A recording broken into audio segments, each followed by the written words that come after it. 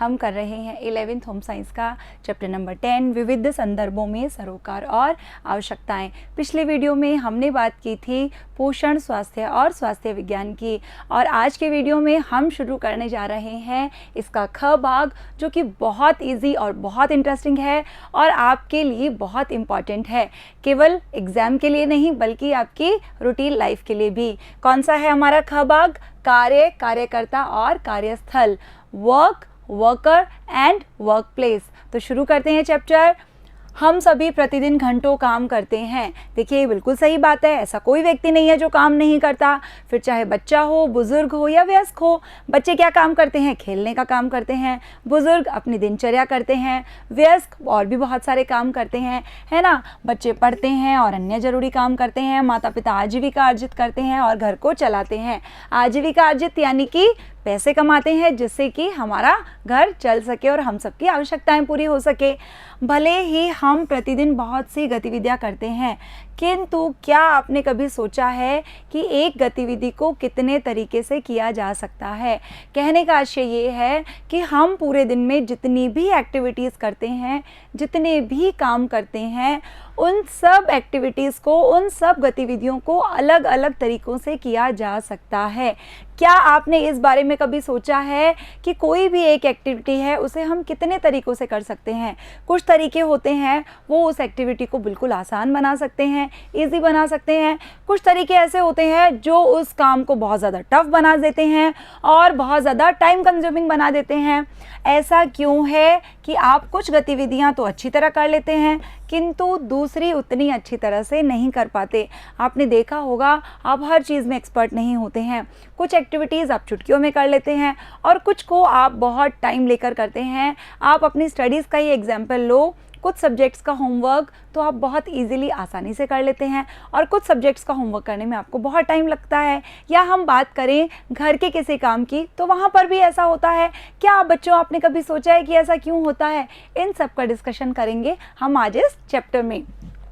हम इसको एक छोटे से एग्जाम्पल से कर लेते हैं। निशा नाम की एक लड़की है जो कि एक बहुत ही कुशल मजदूर है, जो काम में अपनी असंगति के कारण ठीक से कार्य नहीं कर पाती। देखिए, यहाँ दो चीज़ें हैं। पहली बात हमें ये बताई गई है कि निशा एक बहुत ही कुशल मजदूर है, लेकिन दूसरी चीज़ क्या है? वो फिर भी ठीक से कार्य नहीं कर पा रही है। तो क्या कारण हो सकते हैं कि इतनी कुशल मजदूर होने के बावजूद भी वो ठीक से कार्य नहीं कर पा रही? उसके कार्यस्थल का परिवेश बहुत ख़राब है, यानी कि उसका जो वर्क प्लेस है, उसका जो एनवायरनमेंट है वो सही नहीं है। वहाँ के हो सकता है लोग फ्रेंडली नहीं हो, या हो सकता है वहाँ की बनावट सही नहीं हो, वहाँ प्रकाश व्यवस्था सही नहीं हो, या और भी बहुत सारे कारण हो सकते हैं। वो स्थल असुविधाजनक है, यानी कि निशा वहाँ पे कंफर्टेबल फील नहीं कर रही है। शी इज़ अनकंफर्टेबल, वो वहाँ पे अनकंफर्टेबल फील कर रही है।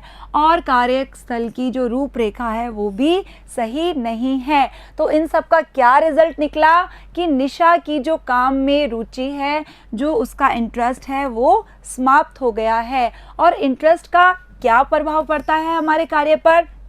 देखिए, जब हम किसी काम को इंटरेस्ट से करते हैं तो वो काम बहुत इजी होता है, हमारी एनर्जी भी कम लगती है और बहुत आसानी से हो जाता है और बहुत कम टाइम में हो जाता है, हमारी एनर्जी भी कम लगती है।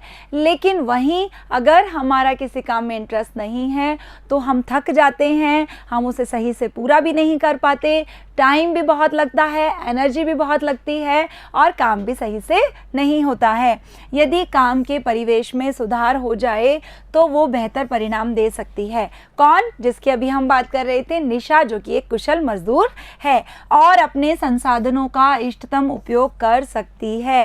संसाधन क्या होते हैं? हमने हमारे 4th चैप्टर में पढ़े थे, मानव संसाधन और गैर मानव संसाधन। आपको याद होगा बच्चों, अगर आपने वो वीडियो अच्छे से नहीं देखा और नहीं याद किया तो पहले आप अच्छे से ये समझ लीजिए कि संसाधन क्या होते हैं।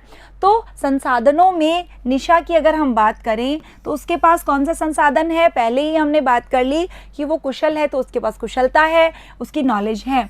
तो इन संसाधनों का वो बहुत अच्छे से उपयोग कर सकती है अगर उसके काम के परिवेश में, यानी जहाँ वो काम करती है वहाँ के एनवायरनमेंट में अगर सुधार हो जाए तो वो इष्टतम उपयोग कर सकती है, यानी कि बहुत अच्छा उपयोग कर सकती है अपने संसाधनों का।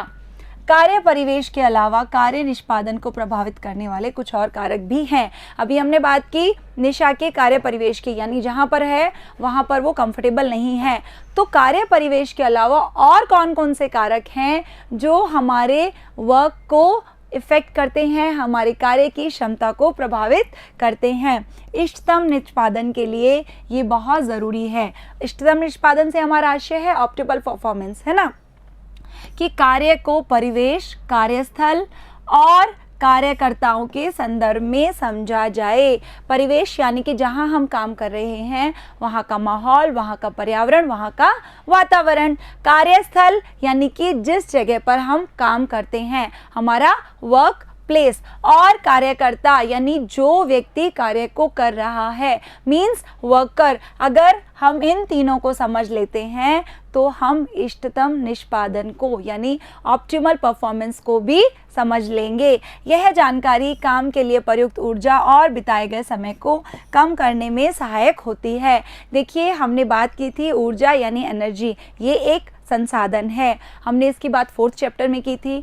तो ये जो हमारे एनर्जी है और जो हमारा टाइम है, इसको हम कम भी उपयोग में करके और अच्छा कार्य कर सकते हैं। लेकिन अगर हमें इन सब के बारे में पता हो तो, और इतना ही नहीं, हमारी एनर्जी तो सेव होगी, हमारा टाइम भी सेव होगा और हमारी कार्य में जो दक्षता है, जो कुशलता है, वो भी बढ़ती है अगर हम इन चीज़ों को समझ लेते हैं तो। और हम यही काम करेंगे हमारे इस लेसन में, जो आपको भी रूटीन में बहुत काम आएगा।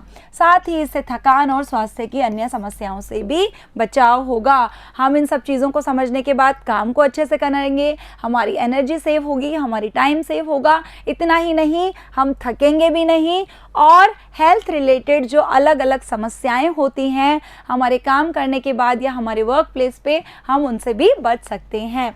इसलिए यह ज़रूरी है कि कार्यकर्ता को असुविधाजनक कार्यस्थल पर काम करने के लिए मजबूर करने की बजाय वहाँ का जो वातावरण है उसे स्वस्थ बनाया जाए।